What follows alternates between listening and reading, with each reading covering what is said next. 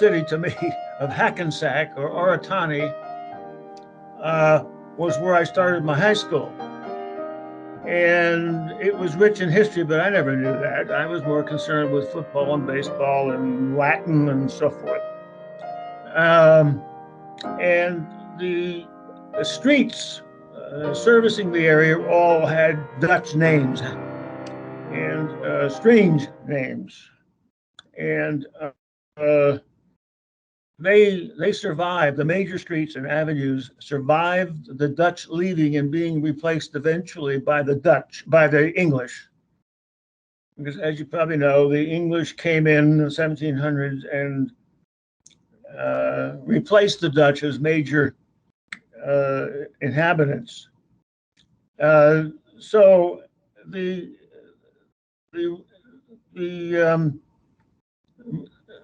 history of that area then picked up quite a bit with conflict, and it was the Revolutionary War. Surprisingly, initially was the first conflicts were not only in Boston and Massachusetts area, but around New York. And one of the skirmish grounds and areas of fighting were in where we lived. And but again, the remnants of that were not a lot, but we knew that there had been fighting in the area, and that not far from us, north of us, had been an iron mine where the iron links for a large chain stretching across the Hudson River to keep out the English fleet were stretched, and that was interesting. I mean, that was a major industry in the area until the iron mines were depleted shortly after the Revolutionary War. But also in the area, the British had brought over troops, given the crown at that time. The British crown had a German background from Hesse, and so they were able to bring over Hessian troops as mercenaries to work for them and fight off the colonists and so forth. Now, at the time, the British were also involved in fighting the French, and so the Hessians had no great love for the British, but they were being paid to do what they were doing, and but some of them slipped away and escaped into the northern mountains of the Ramapo Mountains, where, by the way, we later learned was a very good fishing area for brook trout. But we were told not to go into that area much because it was dangerous, and the deserters had intermarried with escaped slaves, and you can imagine it was kind of scary place. And we had too much going on to go up and into that area other than trying to fish in the lower part of that region. And so you can imagine we were pretty active kids, and we adapted to the fact that the western part of the state of New Jersey was pretty much not barren, but cut over and abandoned by the farmers. What happened was the railroad ran down from the north and the west to bring in food faster than the canals and the rivers, and so the whole economy of that area changed, and the waterways and so on became derelict, but they were great for trapping muskrats and some boating and so on. And so the whole history of the area passed over. It didn't register until after I got interested in history, and went back and started tallying up what kind of area we had come from and what was there. The the um, the the immigrants then coming in were no longer Dutch and Huguenots. They were now British, and so they moved in and put their imprimatur and so on the in the area, and there were many new British names and so on. The I was all the time living in Bergen County. As I said, I was trying to learn a curveball, serious scouting out in hikes and so forth, and trapping muskrats. And then there was something called school, which uh, that was an intrusion. Believe it or not, I had to take Latin class. I remember I had to take Latin class because if you're going to be, someone saw that I had some potential, and so Latin was a way to mark you as an educated fellow. And so I took Latin class, and I didn't do well initially, but in fact, I didn't do well enough to keep me on the baseball team. And so I was told unless my grades improved in Latin, I would be off the team. And that for a fellow who's was concerned with his abilities in baseball, as well as elsewhere, to take Latin seriously. And so I went from the bottom of the class, ascended very rapidly in a month to almost the top, stunning some of my fellow students, and me too. But I did get back on the baseball team. That was the thing. And the carrot and stick idea. And we proceeded through the Second World War. I was alive and heard for the first time Franklin Roosevelt's address to the Congress on Monday, December 8th, declaring war on Japan.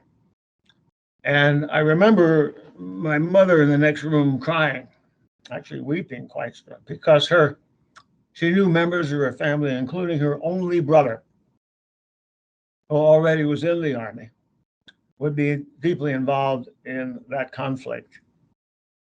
It affected us a great deal because my father then had to take his job and the work he did in construction and steel construction management to Northern Virginia, where we moved, all crammed into a car, three of us, so 3 kids and so forth, and the moving truck following. We pulled into Alexandria, Virginia, northern Alexandria, and we needed gas, and we first stop was in a service station. And this was just an interesting story because that's the situation at that time.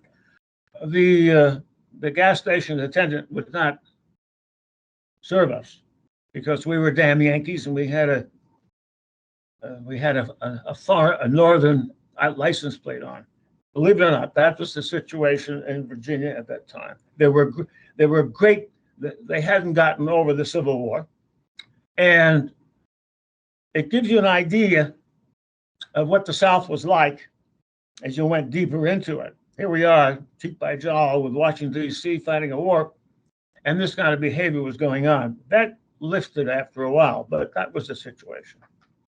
And so in Virginia, we changed schools. We did a lot of walking. We took back and forth to school. There were no buses.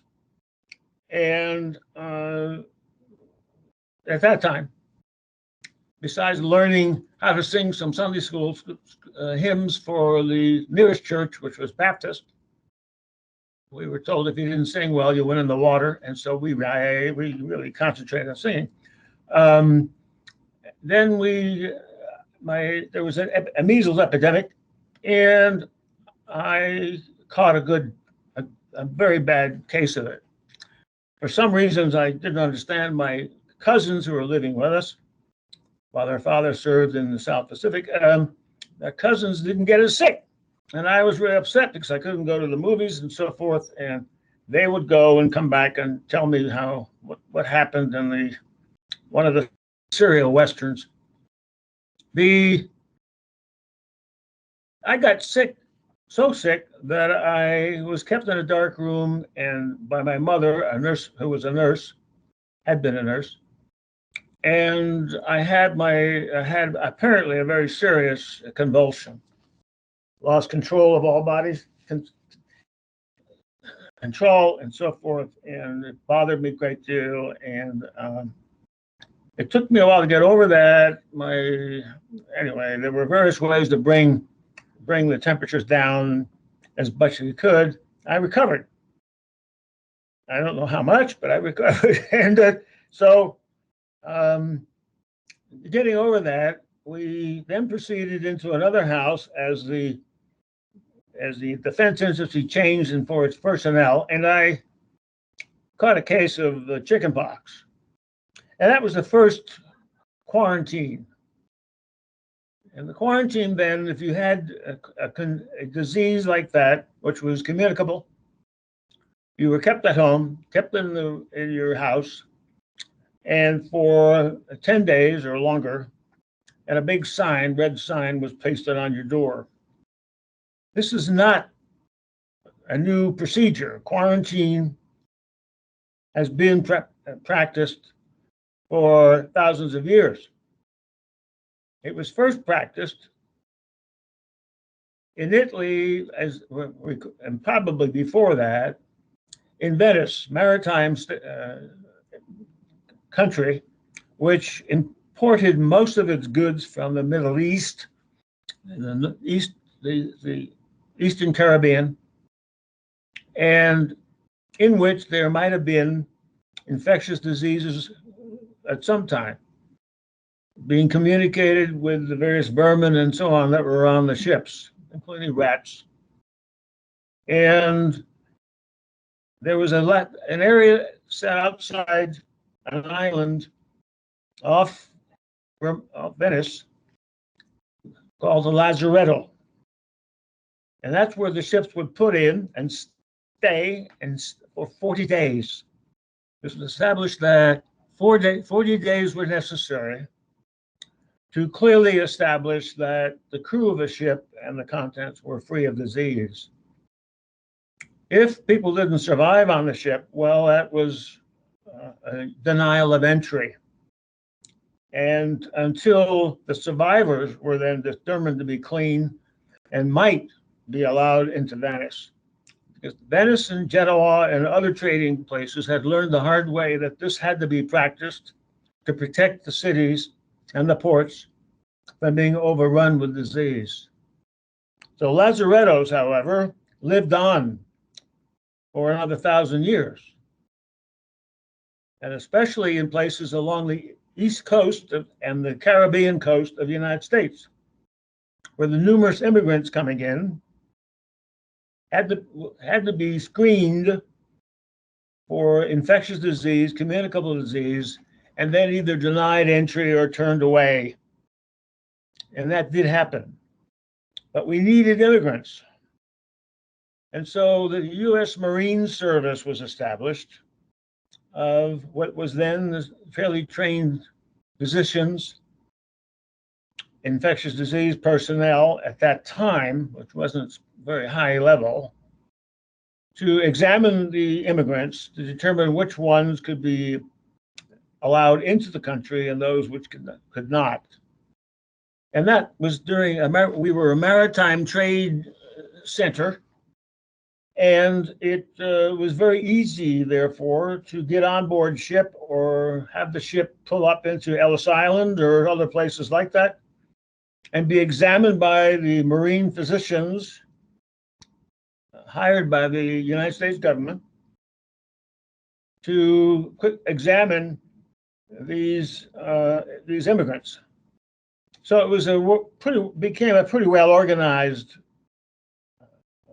enterprise put on by the U.S. government, and it worked quite well. And I had one relative much later on, who was a member of that service, and I'll get onto that later because I myself became part of the U.S. Public Health Service, thinking I was going to do this kind of work, but instead there was a war and we became mobilized for Vietnam. We did. The greatest efforts of the Marine Service were in keeping out boats which had patients with cholera upon them, or even typhoid, but mostly cholera, which was rampant in Northern Europe, especially on the ships coming out of the Baltic area, Hanseatic regions. And it was such a terrible disease that the patients who were the immigrants who were on the ships could not be allowed anywhere near the ports of the United States.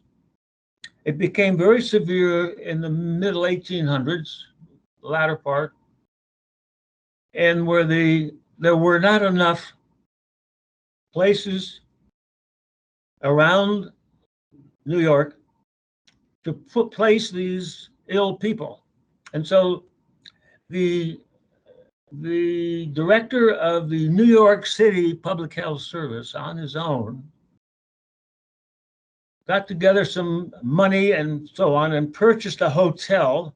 I think it was Fire Island, something like that, which is a small island right off the coast of Long Island, and was able to put the ships in there and keep the patients there until they either died or got better.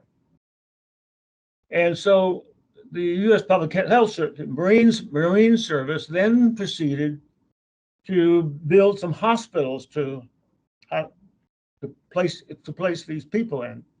And those hospitals were rather small at first, and then became quite elaborate and became one of the places for the U.S. Public Health Service to grow in its assistance in infectious disease and other diseases. In fact, the New York Public Health Service, U.S. Public Health Service, was where the CDC began. Now, the reason it began there is because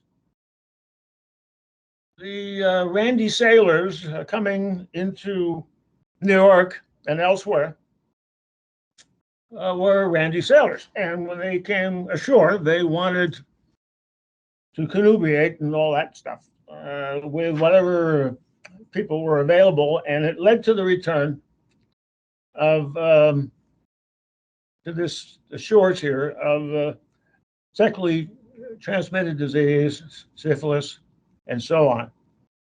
And there was a lot of research done in that hospital to come up with some of the first tests to test for the existence of active infectious disease, especially of syphilis. So much for that background. There is another important element that we were suffering from in the United States, and that was tuberculosis.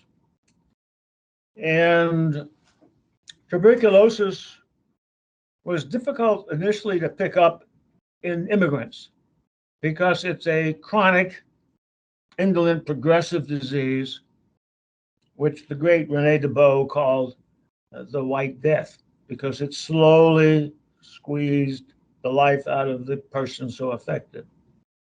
And it was especially common and easily transmitted during times of great stress, war, and so on. And during the Second World War, the tuberculosis was quite prominent in the Europeans as well as elsewhere. And for those who wanted to immigrate here, it took a great deal of skill to physically determine if any of these patients could be harboring a cavitary disease of some kind or had a cough. And then they would have to be hospitalized with special tests done to determine if the bacteria were present, and then isolated or returned to the country where they came. It was very serious, and it was serious in the immigrant communities, especially in Boston, New York, somewhat less so perhaps in southern ports. But it became such a common disease that it was a useful way for it to slip into our artistic scene, such as in La Boheme, the opera, where Mimi at the end coughs her life away from tuberculosis, and then of course the causing the death of the great pianist Frederick Chopin, whose music embellishes us a great deal even today. But there's more to the TB. It was affecting the New York immigrant community, which were packed into slums and easily transmitted. And one of the sources of infant feeding was milk. And milk, for some reason, seemed to have a lot of TB in it. Bovine tuberculosis is later defined, transmitted to children, and in a deadly manner, taking up residence, the bacterium, in bones, especially in the spinal bones and so forth. And it was a long, protracted illness and death for those individuals. And the source of the contagion of the milk, of course, was the cows. And the milk came from upstate New York, brought in, and was found to be, much of it, to be contaminated with tubercle bacilli. The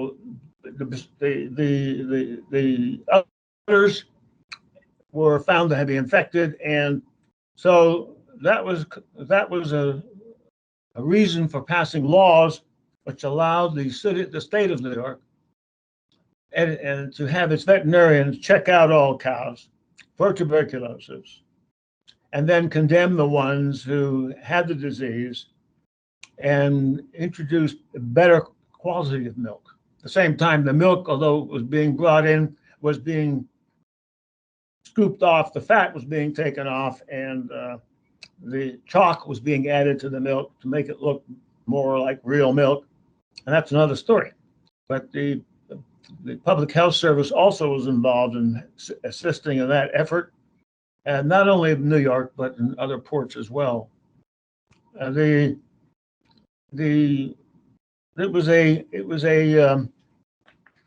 was not a small deal, because during the Second War, sometimes the only milk available for us kids was raw milk. However, it hadn't been pasteurized, but it had been checked by someone in the public health community to determine if the cow was pure. How about that? And so that was our experience not getting tuberculosis. Upon return to New Jersey after the end of the war from Virginia, we were beset with a number of epidemics. The first serious epidemic right after the war, with immigrants coming in and overwhelming our public health service and so on. Some had smallpox, a few. All it took was a few, but the infectious disease people and the physicians and so on knew very well that during the past 5 or 6 years, while during the war effort, where all facilities were mobilized to support the war, that public health efforts had been rather poor, if at all, and prevention was not instituted. And so the result was that we had to close down the East Coast and part of the Caribbean to normal activity, and while the public health services of all the states, believe it or not, cooperated closely with the local public health authorities to implement widespread inoculation for that disease. And the disease was easily transmitted and had caused diseases throughout history. Smallpox was thought to have caused one of the epidemics that affected ancient Greece, and may even have contributed to the failure of one of the invasions of Sicily by ancient people. There was a Lady Montagu who was attached to the British embassy in Turkey, who first observed that the Turkish people, the government, would inoculate smallpox into from the scabs of smallpox by scratching the arms of healthy individuals to immunize them. And it was only much later we discovered that the Chinese had much earlier discovered that insufflating smallpox germs, if you will, or scabs or such, into the noses of individuals also could allow either death or immunization to occur, and so on. But the smallpox was, to us guys, young kids, it was really interesting because they had to scratch your arm and put in the smallpox inoculum. And we noticed that the girls did not have, this is just that we were kids, young boys. The girls did not have the upper arm scratch. They had to scratch somewhere else. And we went, I wonder where that is. And so you can imagine young boys had fun with that. Anyway, how you come of age. Later on, not far after the smallpox inoculation, which was quite successful, there was no big outbreak of smallpox, which is a highly contagious disease. Began to get polio epidemic, paralytic polio. Now, our previous president, late President Roosevelt, had suffered from poliomyelitis, and which they tried to cover up a bit because he really couldn't walk on his own.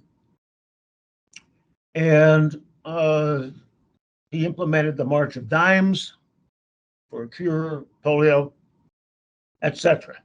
So it was uppermost in our minds, and the fact that this suddenly was coming on in the late 40s and early 50s as a serious disease, which put us all at risk, mostly young kids, young school-age children, and sometimes older, even young adults. And it led to a closing down of all venues, including swimming pools, movie houses, and so forth, to prevent the transmission of this disease, which was thought to be interpersonal, and it largely was, apparently. The seriousness of this led to the paralysis, causing people to lose the ability to breathe, and therefore they died of hypoxia. The shortage of nursing personnel, medical personnel, was acute during this time. And the people who couldn't breathe were placed into the iron lung. And you have a photograph of that there. My mother was called back as a so-called retired licensed registered nurse to help in this area, and we had a pretty active family.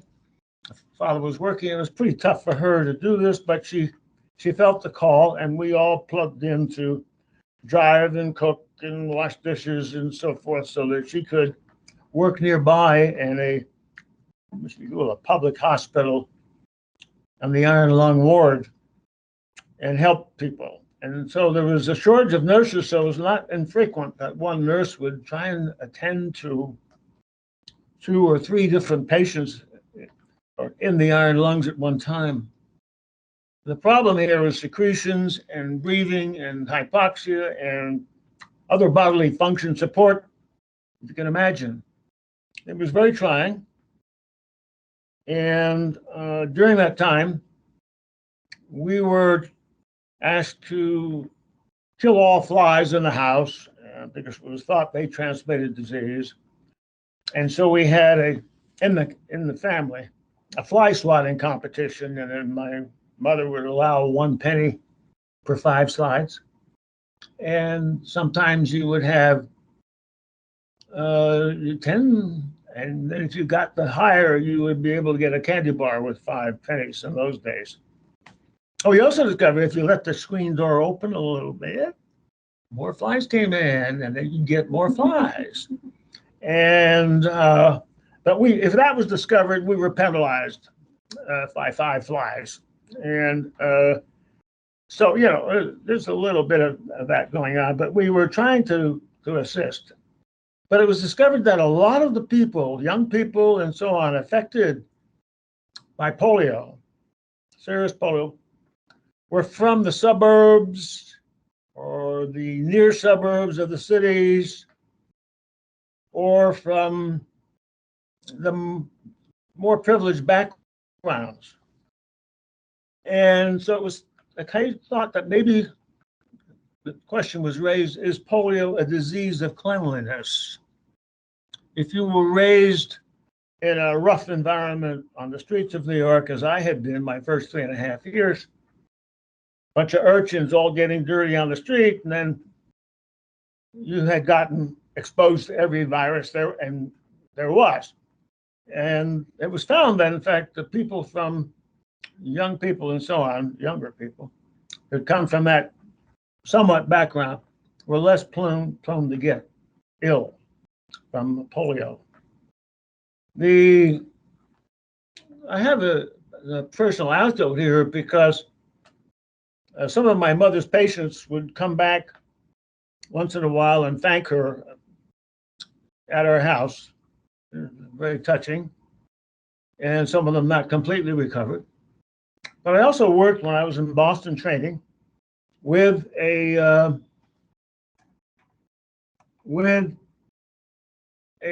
gentleman in infectious disease who worked with in the laboratory of Ed Cass, and he obviously had polio and hadn't completely recovered. He had the leg problems that Franklin Roosevelt had, so I had a clump around an iron support on his legs. And he's a big, powerful guy. He was a former down lineman for the Yale football team. And between his junior and senior year, after playing a vigorous game of football of some kind on the beaches of New England, came down with polio, but persevered and recovered somewhat and was able to go through med school. And his first name was Roger. I would tell him about my mother being helping in polio and so on. So we established somewhat of a relationship. But for him, it was a bit difficult to continue. It was very difficult, personally, for him. And my 3rd year of training, Roger thoughtfully parked his car by the morgue, hooked up the exhaust to his car, and left us. I never forgot that because of the after effects of epidemics and the scars they leave are quite terrible. And we're seeing that now with the present virus, the long virus. The Mountain West enrollment in a college, a Mountain West college enrollment for this Eastern kid really was very, very attractive. And so I was able to leave the smoggy place of New York, and the air was terrible, by the way, because New York is on the eastern side of all the refineries, and whatever is ground up in the Pittsburgh area and so forth, it blows over New York, New Jersey, and so on. And so the pristine area that used to be no longer existed. And so I was happy to get out of that. And the Rocky Mountains called, and I found a school, a university, which had a work study kind of program, and the environment that I seemed to have liked. And so I went into the arts and science area, and there was a mandatory history of Western civilization course. Everyone in arts and science had to take it. We were fortunate, though, because that course was given by a very charismatic, cheery, big guy, looked like a former down lineman himself, who really could, with his charisma and so on, enliven the history, which otherwise could be pretty boring to some people. But more importantly, he had been a naval officer in the Second War, and then he was in a destroyer, which was off the coast of Anzio beachhead, and firing upon the German troops up in higher level to protect the troops on shore. And that stuck with me because my mother's only brother was on that shore at that time. And if you read a history of the Anzio battle and so forth, it was pretty awful. It was a brilliant tactical move, but poorly executed by a general called Mark Clark, who spent a lot of time getting his picture taken for Life magazine, but I'm not sure how good a general he was, according to the troops. Now I'm hearing that from them.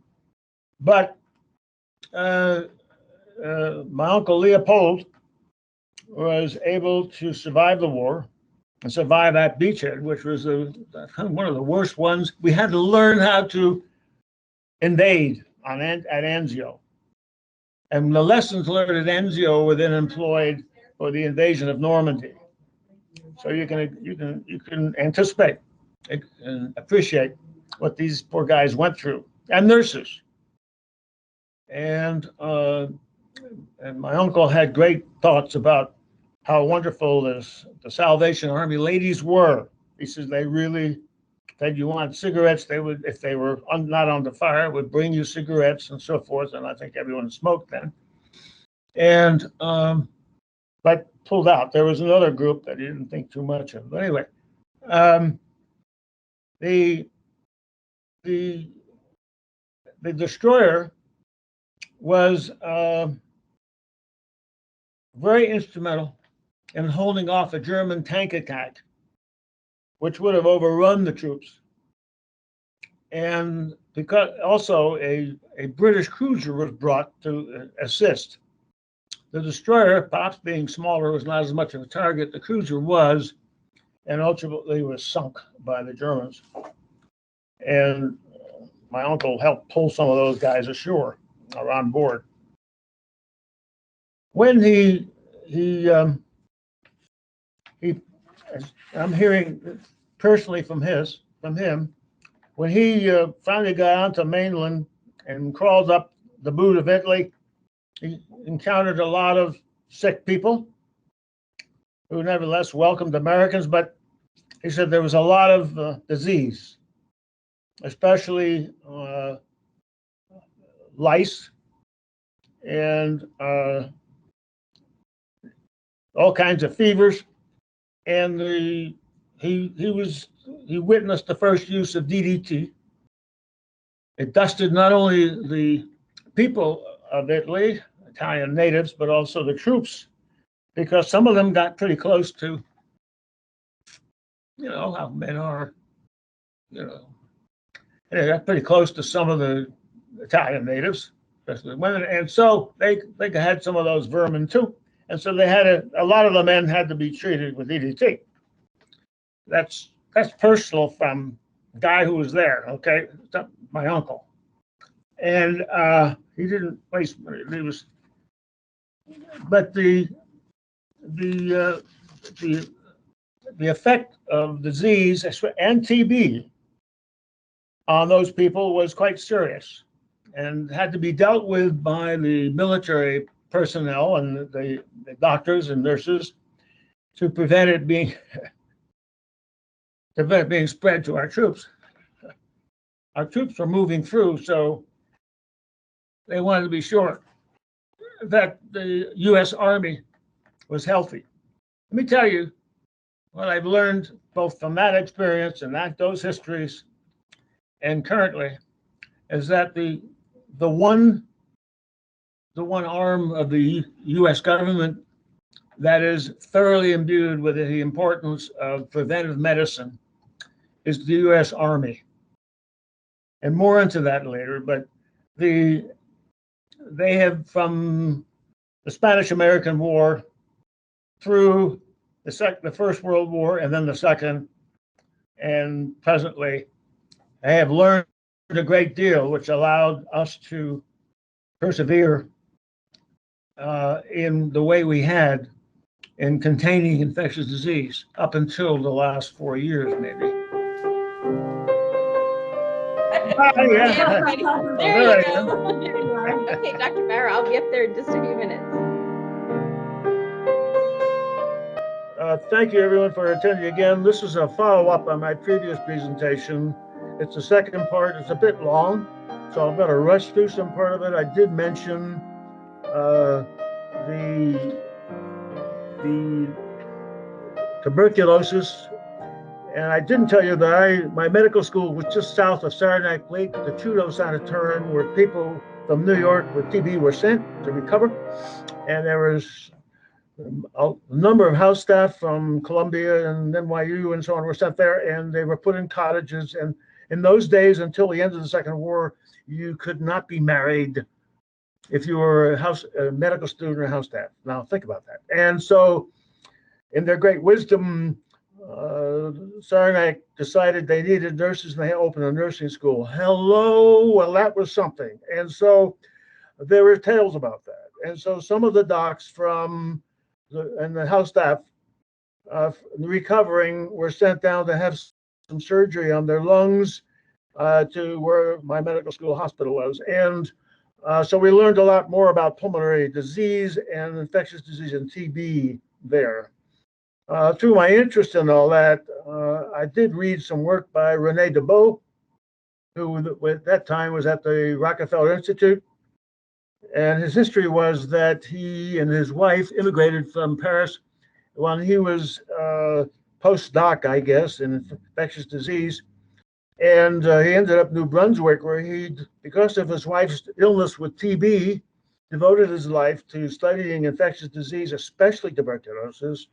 And while there is alleged by many people to have discovered streptomycin, while he was putting that all together in a report, he was surprised to read about it in another journal with someone else's name on it. And hello, that is not uncommon, unfortunately.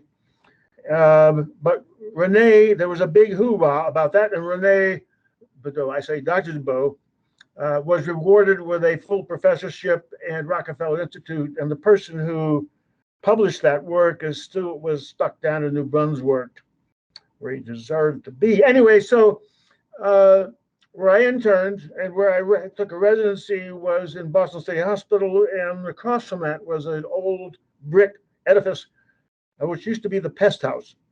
And when antibiotics came in and we were able to keep the bugs down and with it, so forth, and preventive measures, the pest house was still pretty well built and standing, and so it was reserved for some of the house staff, especially the first year house staff, and I stayed there. Ghosts of the past. Anyway, going on, the World War II had a lot of problems with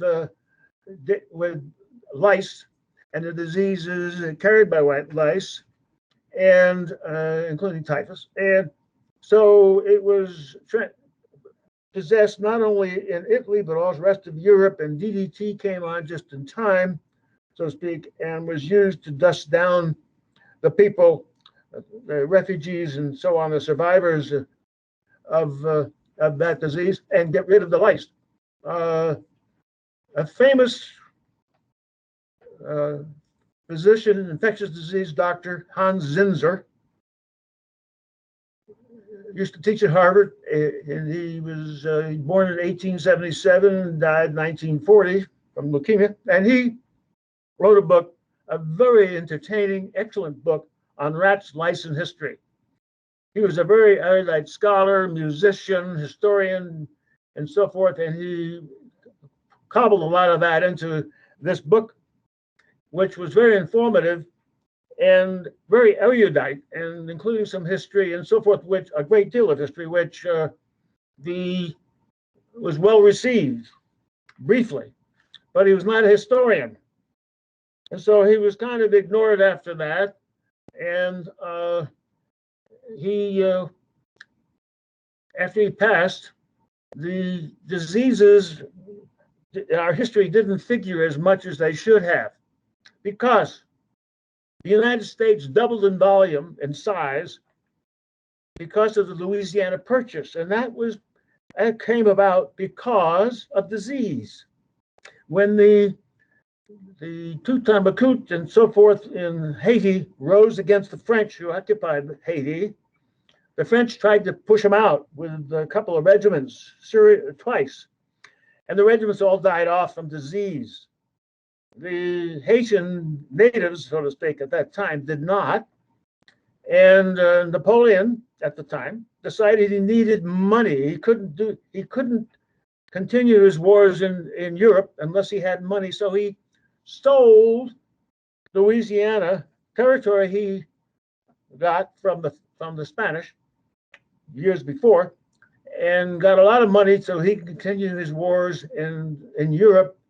And so that's how we came to Jefferson dying, and Adams, by the way, the firstborn son of the second president of the United States, Adams.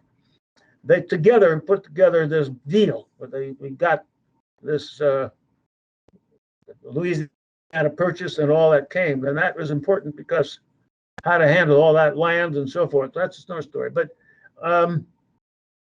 then, before all that, there was a disease appearing in people who occupied and invaded Hispaniola in the Caribbean, starting with 1492 and thereon, which these natives, the Amerindians, had been there so long that they had gotten used to certain endemic diseases, which included some spirochetes, yaws, and pitta. And they were rather mild and didn't cause much of a problem. But when the Spanish sailors, long at sea, and you know what sailors can be like, they got onto these boats and saw these people there, including the women, and got very excited, and you know what happened. And so yaws and pitta was transmitted to these sailors, who then took it back with them to Europe. And in Europe, yaws and pitta had new culture media, if you will, to grow on, and mutated. We won't use the E word. They mutated into something called syphilis. And that was called because it was associated with the Spanish disease, and then the Spanish cold, the French disease. You know the history on that. And the best humorous, informative source on this is Candide, the book written by Voltaire, and covers the 1500s, 1600s disease and so forth. The terrible effects of early syphilis was supposedly partially contributory to the Protestant early prudishness and so forth, which didn't go over too well in Italy, but in North it did in the Protestant Europe. Considering the conditions in Russia now, Think what it would have been like if Napoleon had been able to successfully not only invade but occupy Russia for as long a time, but he failed. It's a tremendous example of a battle won and initially, and then the war was lost. And Napoleon's grand army of over 500,000 men, by the time he was able to skedaddle back to France and the area in that area, he had lost more than 2/3 of his army because of typhus and because of the winter. Because in this novel, they discuss the typhus and they discuss disease as well as the terrible winter, Russian winter. There's a Scottish poem by Robert Burns dealing with a young lady he liked in church, sitting behind her, oogling her a bit until he noticed a louse crawling in her hair, and I think he lost his interest at that time. Wee sleeked beastie, and it's a famous bit of poetry. About that same time, because of these wee beasties crawling around in hair and in beards and so forth, men's beards became less favored. Shaving to become more attractive, if you will, and causing less of a problem in the armies and so on, came into being. And that was in the mid 1800s. Going back where history's been affected by disease is, believe it or not, for Athens, the great civilization of Athens folded because of disease. They got pretty feisty back when they were in power, and they took over a good bit of Greece, and then became greedy, and they tried to take over Sicily, the grand island of Sicily, and failed because of disease. Their army was cut more than in half from disease, and they returned back to Athens very weakened. And then Sparta, their enemy city to the north, decided they were going to take over Athens, and they laid a siege on Athens. And during the siege, there was a disease outbreak, not sure what, there's a lot of conjecture what disease, but killed an awful lot of Athenians. And they kept the Spartans at bay by throwing the diseased bodies over the city walls. And the Spartans lost interest in conquering Athens and withdrew. And with that, Athens dwindled to what it became, ready for Rome's takeover later on. Now, malaria was rampant in southern Italy, and also up to the southeast of Rome and east of Rome, in the Pontine marshes. These were marshes that were filled with not only water and sludge and so forth, but mosquitoes. And so in the warm months of the summers and early falls, there was malaria in and around Rome. And at one time, it led to the death of not only the Pope, but a good bit of the Roman Curia, Roman Church. And they were in terrible situation and begged for someone to find a cure. At that time, they were very fortunate to have a Jesuit group of people in South America who stumbled on the fact that cinchona bark from the cinchona tree was distilled by the Indians down there in South America and used to hold off malaria or control it somewhat. That idea was brought back to Rome, and it was thereafter called Jesuit bark, which is not quite correct. But anyway, and that led to the north Northern Europe for 100 years, deciding that by that time Protestant not to use that Jesuit bark because that was not fit for Protestants. Can you believe that? So it was religious views delayed the adoption of quinine, if you will. That helped the British quite a bit later on, because when they went into India and Burma during their British Raj in, if you will, Southeast Asia and Burma, India, they had a problem with disease, especially with malaria. And so the British government was trying to get their troops to take quinine, and it's awful tasting stuff. And so the army docs decided a way to get it into their troops was to put it in water with gin. And guess what? You had gin and tonics, and that's where they come from. And it helped the British for a while until, of course, the Second World War. And that's an example of where disease and I guess you can say liquor and so forth intermixed, but accidentally. The United States had things going pretty well for it at the turn of the beginning, at the end of the 19th century. And the newspapers weren't ginning up very much activity and readership. So William Randolph Hearst from San Francisco, a rich guy, dropped out of Harvard, got some money from his mother and started a newspaper, the San Francisco Examiner. It was doing well until the end of the 19th century. And he decided that we had to have a war.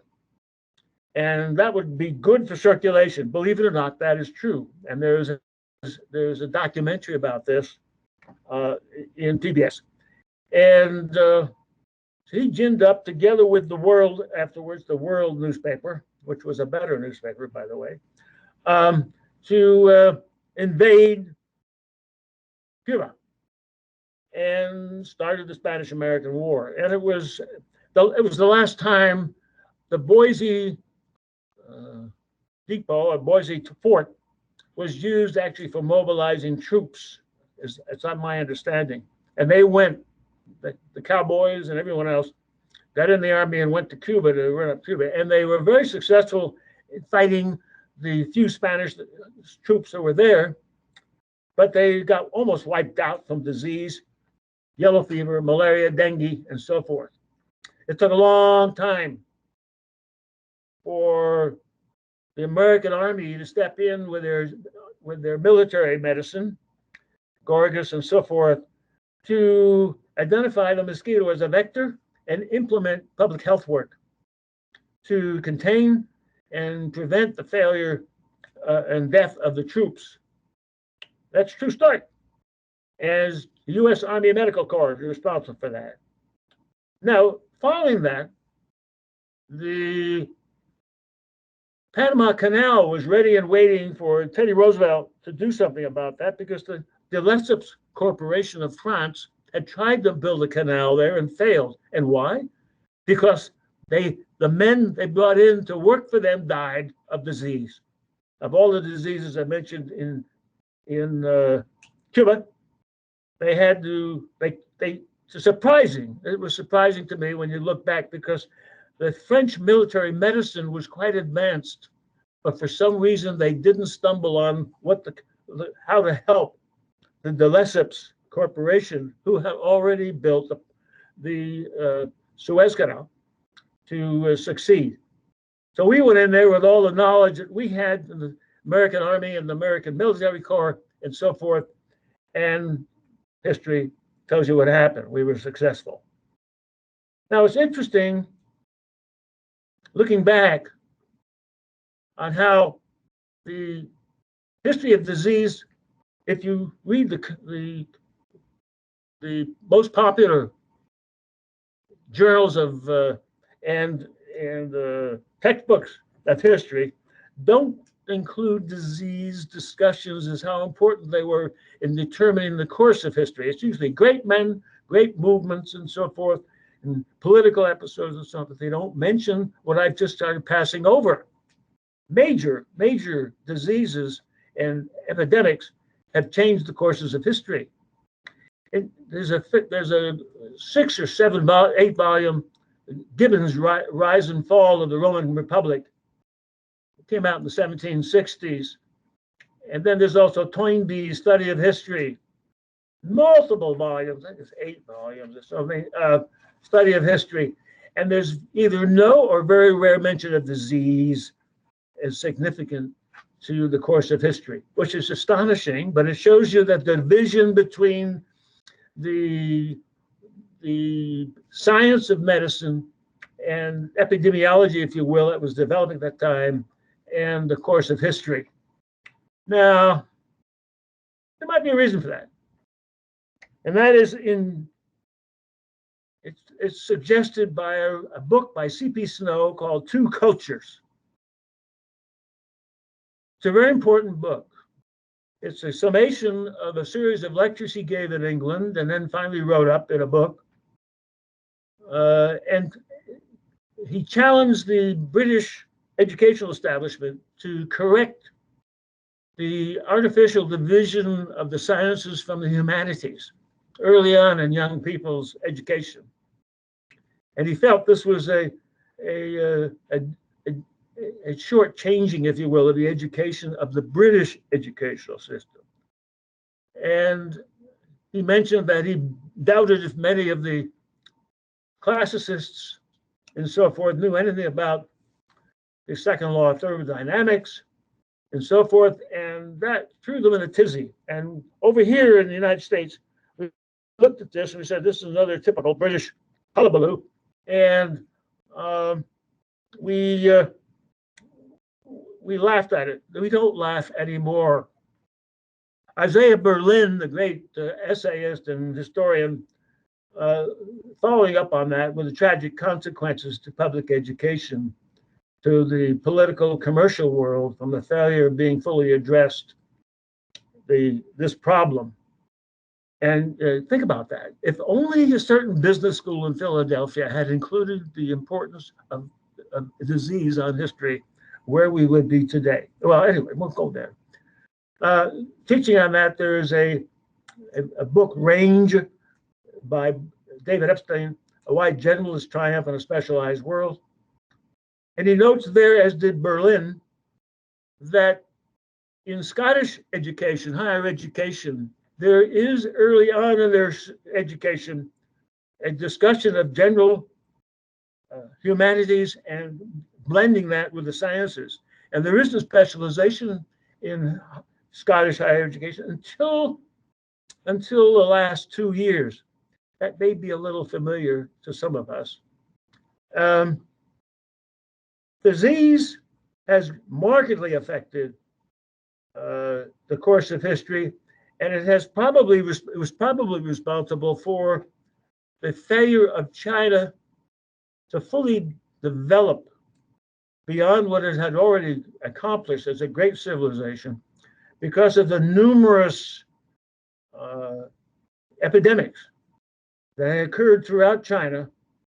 And the ancient Chinese census record has been recovered as proof of that. It was because of the outbreak of some of this disease in the early 1900s, 1908 to 1911, 12, when the pneumatic plague broke out in China, that a Chinese citizen trained in British medicine recommended masks first be used to prevent the communication of pneumatic disease and infectious disease between people. And apparently it was somewhat favorable. It had good results, was well received. However, the same policy, when introduced during the 1918-1919 Spanish flu, and later a deadlier mutation of that killed off people rather rapidly, when masking was introduced on the East Coast, it was received fairly well. But for some, there were riots on the West Coast of the United States to hold off masking. Believe it, riots. They wouldn't have. Does that sound familiar? Anyway, the Spanish flu, by the way, didn't originate from Spain.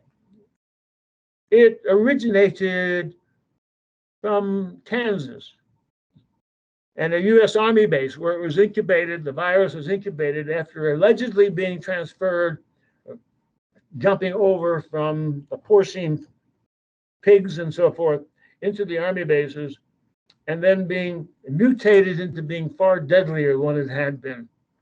Now, again, I don't mention the E word, but mutation is the word. And that was a marked change that led to more containment efforts. And it was important to me because my mother and some of her family had that disease, and they recovered from it. And her father also, who was detailed by the U.S. government to help negotiate to be an interpreter for the end of the First World War, he also caught it. They all survived. Tough stuff. And the important part of this presentation is that history repeats itself. And by studying history, you learn how you got where you are. And if you don't study history, you don't learn, and you're ignorant as to what happened. And so what has been going on in the Mountain States, unmentioned now, the debates about masking and containment efforts and so forth, largely is due to ignorance. And it's due to ignorance because the history of disease and its effects on history, world history, national history, has not been presented well enough at our schools and our universities. And so we end up with people in prominent positions trying to make decisions about infectious disease, its containment, as it affects the history and the course of our history, with really no background and no ability to communicate. How are we doing on time? Yeah. Getting back to, I would recommend the book Range, R-A-N-G-E, 2 years ago by David Epstein, as to why generalists triumph in a specialized world. And he starts off by contrasting two tennis players. One who was brought up to be a tennis player in the United States and did very well for himself for a while until he started crashing. And another tennis player out of Switzerland who was brought up to try every sport possible. And not only that, but go to good schools, get a good education. And the transition from being a tennis star to being an emotional wreck or a good citizen is telling on those two individuals. And I recommend the book because it kind of sums it up very well. The individual giving a classic good education background in Switzerland has adopted very well to being out of the tennis circuit, out of the stardom, whereas the other individual has not done very well at all. And so this has personal application, not just political, but personal application to your lives. And so I look askance on the presentations by politicians and so on as to why history is not important. And they would not be claiming that politically if they had had a better background in our schools and in their history of our, as it is presented, as it should be presented, including infectious disease. When you think about it, 1/3 or greater of the United States is there because of disease. as it affected an army. And it was also the conquest of the, unfortunately, conquest of the South American Peru by a scanty group of scraggly soldiers from Spain was successful because of disease. Disease was used to wipe out the tribes that would have opposed these people. And Hernando Cortez and Pizarro are looked upon in the history books as great conquerors, but they were war criminals. They were war criminals. And they encouraged the spread of disease to improve the chances of their success. And I'm not sure South America ever has recovered from that. Central America as well. And look where we are today. I think I'm trying to add some more. I've been reading up on this as I check my history books, and getting ready for the great library above. And I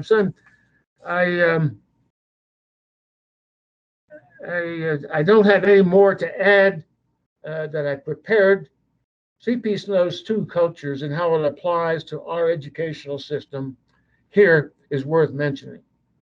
The people I mentioned in the early on in the talk, such as the writers and Rene Debeau and Hans Zinzer, all these people came through a classic education. And they had Zinzer in his book, if you read it, he quotes liberally from French and German and so forth, and as well as some Latin. And there was a time when some of us older guys here had to take Latin in high school in order to get into college. That's no longer required.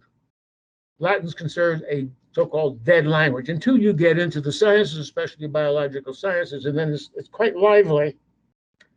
And so this is the benefit, one of the benefits to me of having, I didn't have a classic education. I went to 4 different high schools, but I did glean enough from there and from college to adorn what science I learned as well. So that's Dr. it. Bauer, I want to say thank you from us, all of us in the group, from those. Thank you. Yes, I enjoyed it. This is an important topic to me.